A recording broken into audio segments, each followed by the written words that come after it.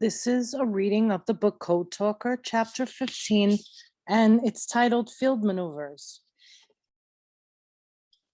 Before being shipped to the South Pacific, we had to take part in a 2-day training exercise on the Big Island of Hawaii.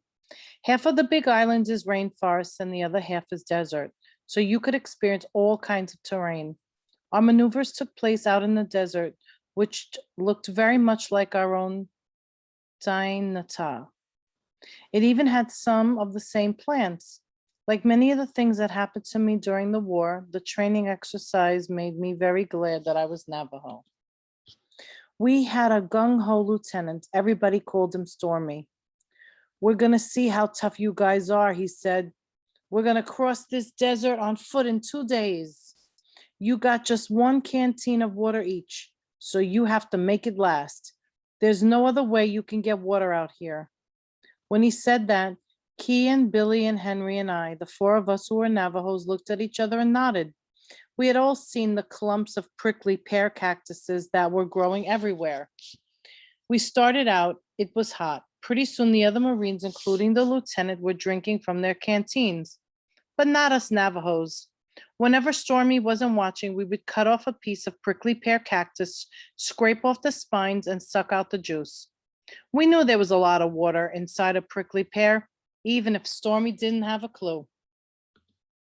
By night, just about everyone else's canteens were almost empty. The next day was even hotter. We went about another 10 miles and people just wore out. "Have you guys still got water?" another Marine asked me. I held up my canteen and shook it so he could hear all the water sloshing around. "How the heck can you get along without water?" "Oh," I said, "I'm just not that thirsty." "That's just the Indian way," Key added. By about 2 o'clock that afternoon, everybody but us Navajos had collapsed. Stormy was sitting on a little hill. "Come on," Henry said to him. "We got 10 more miles to go." "You fellas still got water?" he said in a cracked voice. "Sure." I offered my canteen. "Here, Lieutenant, you can have some of mine." He raised one hand weakly. "No," he said, "that wouldn't be fair." Then he stood up and looked back at his worn-out Marines. "If any of you can't make it, just wait here. I'll have them send back water from camp." He got about 100 yards before he fell down. Everyone else fell down right behind him except us. We 4 were the only ones standing. Bill tried to help him get up, but he just waved us away. "Chiefs," Stormy croaked up at us, "do you suppose you guys could go all the way to camp? I'm gonna write a letter for you to take Colonel Wood and ask him to send us out some water." We did like he said. By the time the water truck got out to them, they were all about dead. We never did tell Stormy about prickly pear cactuses. It was more fun having him and the others think that we Navajo were the toughest Marines of all. A few days after we shipped out, I was with the 3rd Division, 9th Regiment, along with several other code talkers, including Bill Toledo. Just as the scuttlebutt had it, we men of the 1st Marine Amphibious Corps were heading for the Solomons to force a landing on Bougainville. We had to drive out the Japanese and secure the airfields. We did not go straight into battle, though. First, we had more field maneuvers. This practice was really important.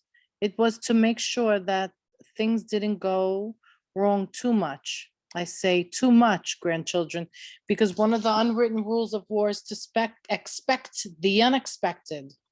If there's any possible way that something can go wrong, you can bet the ranch that it will. Imagine 24 ships and a dozen different landing beach sites. Think about all the preliminary airstrikes and naval bombardment before even boarding the landing crafts. Those LCVPs, short for Landing Craft for Vehicle and Personnel, and LCMs, short for Land Craft Mechanized, that we all just called alligators. There were also the LSTs, much bigger landing strips that carry tanks and trucks. Then picture 14,000 Marines and 6,000 tons of cargo hitting the beaches by nightfall. Plus, we had to do this against an unknown enemy, force dug in and waiting for us with rifles, machine guns, mortars, and artillery. There was no way to avoid foul-ups. However, practicing a beach landing in a similar setting would help prepare everyone better than just going into a situation cold. So where did we go to practice?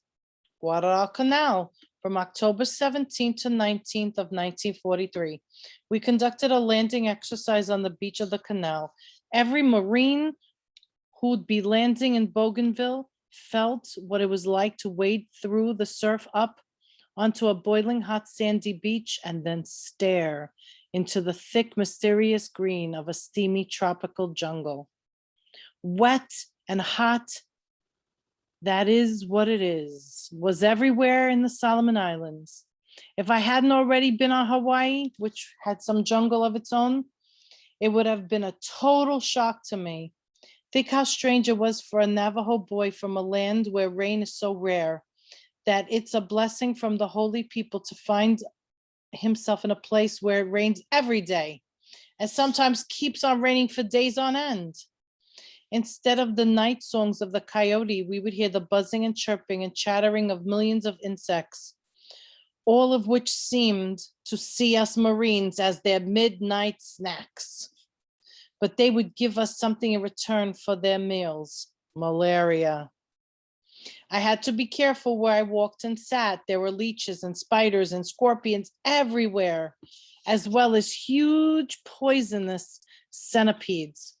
The first one I saw fell from a branch and crawled across my bare arm before flopping off and disappearing into the rotten palm leaves.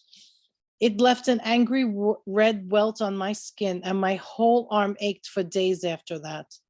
There were also giant crocodiles in the swamps and rivers, man-eating sharks, and poisonous jellyfish in the ocean. And I didn't even want to think about the snakes in that jungle. There were native people on those islands. They had been there long before the Japanese invaded. Those Solomon Islanders were short, about the same height as us Navajos. Their skins were dark black, almost blue. Their hair was curly and red because they dyed it with lime juice. Their teeth were stained red too, because they were always chewing on betel nuts. That dangerous steamy island was their beloved home. They saw it in a way we saw our dry land of Dinata. It was a sacred place given to them by their gods, and they knew how to survive and be happy there. But they had not been happy during the Japanese occupation. Although the Japanese said they were liberating the islands, they used the native people like slaves, beating or killing them if they tried to escape. It was a similar story to me as a Navajo. It made me feel I had much in common with them. So I spoke more often to the islanders than most white Marines did. Those natives talked a kind of broken English called Pidgin, which was not too hard to understand. I remember one man named Jean, who was a sort of chief. He had terrible scars all over his chest from when the Japanese had tied him to a tree and tortured him by stabbing him with their bayonets. They wanted him to tell where the American soldiers were, but he refused to talk. When the night fell, he got loose and crawled into the water. And then, in spite of being weak from loss of blood, he swam for 3 miles through water filled with sharks and crocodiles to reach an American Ranger squad to tell them where the Japanese were. One day, Jean approached me. "You come," he said. He took me by the arm and led me to a big rock near the ocean. We sat together there for a time without saying anything. Then he bent over and pressed his palm on the ground and lifted his arms up to rest it against his chest. I understood. He was telling me that this land was in his heart. I knelt down on one knee and did the same, then swung my hand in the direction of the rising sun. Jean nodded. He understood that the land of my own heart was there, far across the wide ocean. He placed his left hand on my chest. I did the same. We stood there like for a while, feeling each other's heartbeats with the love for our sacred homelands. It was one of the best conversations I ever had. For our landing exercise at Guadalcanal, there was a full-scale debarkation of all the equipment and supplies we'd be taking with us when we did it for real. Bill Toledo and I climbed into a blunt-nosed, 36-foot-long Higgins boat with 30 other men and were lowered off the side into the calm sea, a half a mile off the shore. Then we chugged in at 6 knots an hour toward the tranquil beach. Okay, our officers yelled, "Go, go, go!" My combat pack was on my back, my rifle held at the ready. I jumped in, feeling the warm water fill my boots. It was strange knowing that American blood had darkened the surf of this island, and I was landing on it so easily. Then my feet sank into the sand. For the first time, I was on soil where American Marines had died fighting the Japanese. I slogged bow-legged up from the beach as quickly as I could through the deep black volcanic sand. I was carrying an 80-pound TBX radio set strapped to my chest, so I wasn't able to run really fast. Bill waited for me at the edge of the jungle. I crouched next to him, looking back at the beach. Hundreds of Marines were calmly climbing out of the alligators. Some looked serious, but there was a lot of laughing and joking. Trucks and tanks roared down the ramps of the LSTs. Planes buzzed low overhead. There were all sounds of a full-scale training maneuver. Everything was running like clockwork. 50 yards further down the beach, George, another code talker, and our most experienced radio man waved at us. Bill and I waved back. Bill shook his head. "You know what's missing," he said. I nodded back at him. What was missing was chaos. There was none of that noise and confusion of real battle. No enemy fire, no bullets striking us, no mortar shells exploding, no wounded men screaming in pain or calling for their mothers. Instead, at one moment when everything was quiet, I heard the haunting cry of a bird echo out from somewhere deep inside the jungle. Our only attackers were a swarm of mosquitoes that descended upon me, humming their thirst for my blood.